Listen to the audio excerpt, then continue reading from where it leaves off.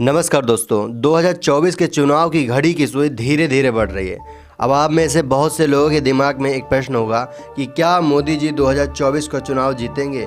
तो इसका जवाब आप सब जानते हैं। इसमें कोई संदेह नहीं, 2024 में बीजेपी जीतेगी और प्रधानमंत्री नरेंद्र मोदी जी ही बनेंगे। फिलहाल केवल भाजपा की ओर से ही पीएम के पद के लिए चेहरा नहीं है, इसके अलावा बाकी पार्टी अपने सर्कस में बिजी हैं। इसके अलावा विपक्ष में ऐसी कोई दमदार पार्टी नहीं जो प्रधानमंत्री पद के लिए दावा करे। इसके अलावा मोदी जी के जैसा विपक्ष में ऐसा कोई कैंडिडेट नहीं जो इन्हें टक्कर दे। तो आप समझ लीजिए, आएंगे तो मोदी ही। भारतीय लोगों को एक विश्वसनीय तथा राष्ट्रवादी और ईमानदार नेता चाहिए, जो सिर्फ मोदी जी हैं। 2014 में बीजेपी ने लगभग 282 सीटें जीती थीं, जो लगभग 30 साल बाद मिली किसी भी पार्टी को मिला बहुमत था। इसके बाद उन्होंने 5 वर्षों में जो काम किया उसके हिसाब से 2019 में बीजेपी को 303 और एनडीए को 350 से ज़्यादा सीटें मिली। 2024 के चुनाव में मोदी जी 2019 से भी ज़्यादा सीटें जीतेंगे। ऐसा भी हो सकता है कि इस बार 400 पार।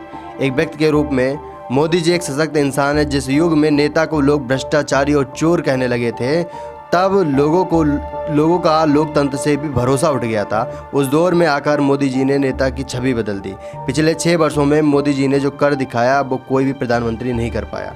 आज उनकी गिनती विश्व के टॉप नेताओं में की जाती है। जनधन योजना, स्वच्छ भारत योजना, उज्ज्वला योजना, धारा 370, धारा 35A और राम मंदिर, ये कुछ प्रमुख उपलब्धियां हैं जिसके कारण ये जीत हासिल करते हैं। बाकी नेताओं ने सिर्फ जमाखोरी की है, चाहे वह कोई भी नेता हो। अक्सर विपक्षी पार्टी इस बात पर जोर देती आई है कि भाजपा की सरकार में बेरोजगारी बढ़ी है। फिलहाल NSSO की रिपोर्ट के अनुसार 2017 और 18 में बेरोजगारी दर 6.1% थी।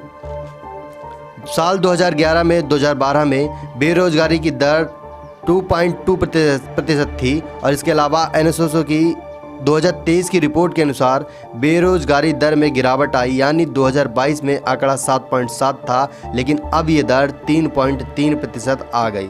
मोदी हैं तो मुमकिन है। फिलहाल कांग्रेस की नैया तो डूब गई। इसके अध्यक्ष मल्लिकार्जुन खड़गे ने प्रधानमंत्री नरेंद्र मोदी पर निशाना साधा और कहा, यदि 2024 में मोदी जी चुनाव जीते तो 2024 में आखिरी चुनाव होगा और इसके बाद तानाशाही घोषित होगी। इसके अलावा मोदी जी ने अपने एक इंटरव्यू में कहा कि मैं हर काम वोट के लिए नहीं करता। यदि वोट ही उनका एकमात्र उद्देश्य होता तो उन्होंने पूर्वोत्तर क्षेत्र के विकास को प्राथमिकता नहीं दी होती। विपक्षी पार्टी अपनी समस्याओं से जूझ रही हैं, इसलिए इस बार मोदी सरकार। धन्यवाद।